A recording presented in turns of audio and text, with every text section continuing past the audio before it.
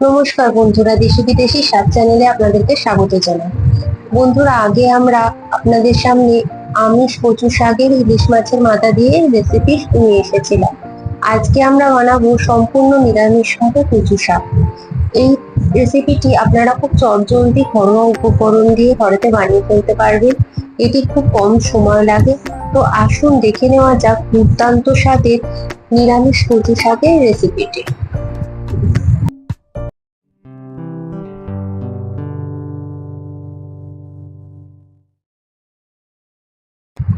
প্রথমে এখানে কড়াটা মিডিয়াম ফ্লেমে বসিয়ে আমরা দুটো শুকনো লঙ্কা আর 1 টেবিল চামচ পাঁচফোড়ন কাঠখোলাতে ভালো করে নেড়েচেড়ে ভেজে নেব।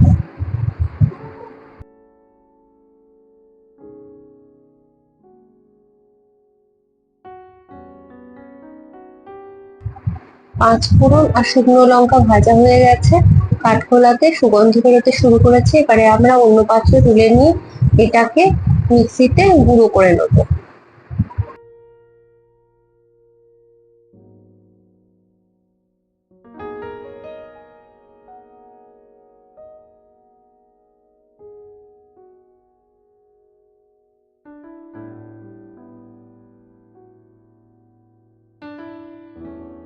এখানে প্রথমে আমরা কয়েকটা মশলা বেটে নেবো।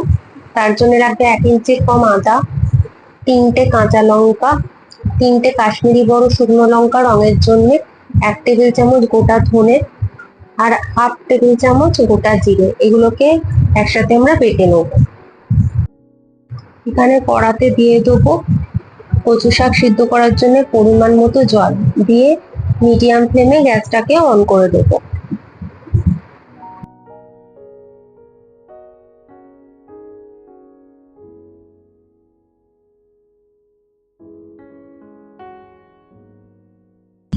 সাথে দিয়ে দেবো সামান্য পরিমাণ নুন আর হলুদ গুঁড়ো দিয়ে জলটাকে ফুটতে দেবো। দেখুন, ঢাকনা খুলে আমাদের জল ফুটতে শুরু করেছে। এবারে আমরা দিয়ে দেবো সিদ্ধ করার জন্য কচু শাকগুলো।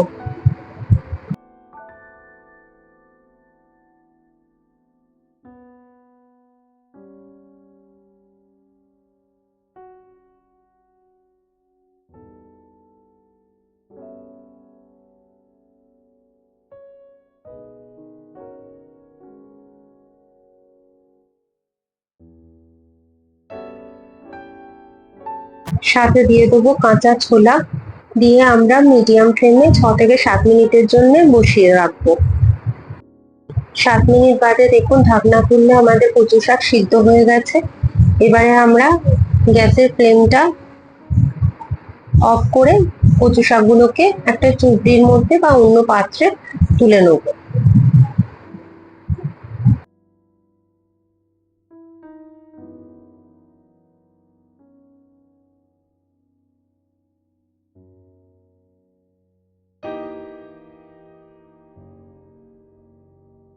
কড়াটাকে আবার মিডিয়াম ফ্লেমে বসাবো। বসিয়ে দিয়ে দেবো 4 টেবিল চামচ সর্ষের তেল।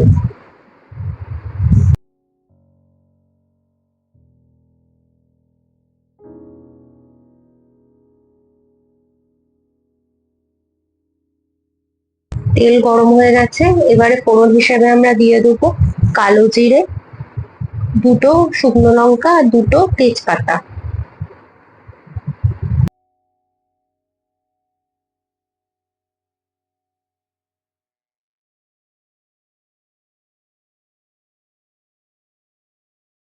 মশলা থেকে সুগন্ধ বেরোতে শুরু করেছে। এবারে আমরা দিয়ে দেবো বেটে রাখা মশলা।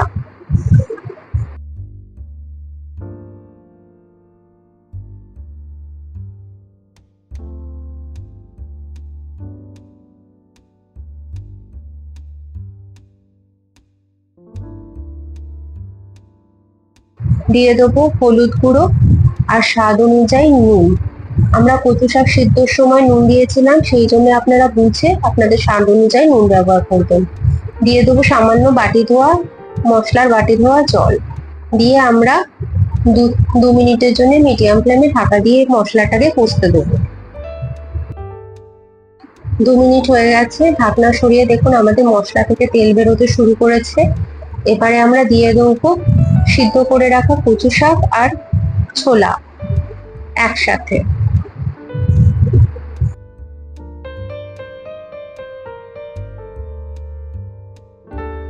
ভালো করে নেড়ে চেড়ে মশলার সাথে মিশিয়ে গেলে এবারে আমরা দিয়ে দেবো আগে থেকে কুড়ে রাখা নারকোল। আমি এখানে হাফ মালা নারকোল আগে থেকে কুড়ে রেখে দিয়েছিলাম।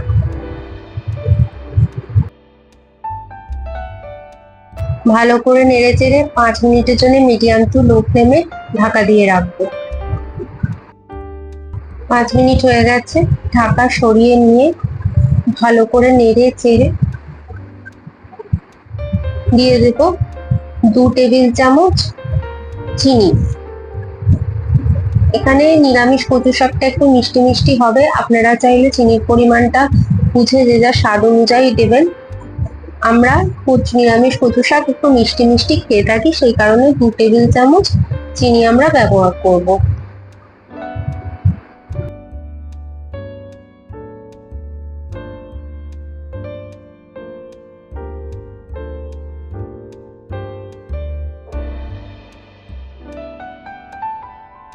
নেড়ে চেড়ে ভালো করে 3 মিনিটের জন্য মিডিয়াম ফ্লেমে বসিয়ে রাখবো ঢাকা দিয়ে। 3 মিনিট বাদে ঢাকা সরিয়ে নিয়ে দিয়ে দেবো 2 চেরা কাঁচা লঙ্কা।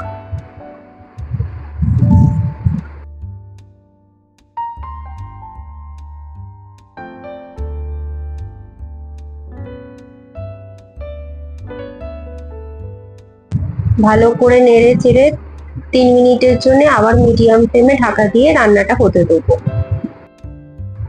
3 মিনিট বাদে ঢাকা সরিয়ে নিয়ে দেখুন আমাদের নিরামিষ কচু শাক প্রায় রেডি হয়ে গেছে। এবারে আমরা দিয়ে দেবো গ্যাসের ফ্লেমটা অফ করে আগে থেকে কাঠকোলায় ভেজে গুঁড়িয়ে রাখা 5 ফোড়ন আর শুকনো লঙ্কার গুঁড়ো।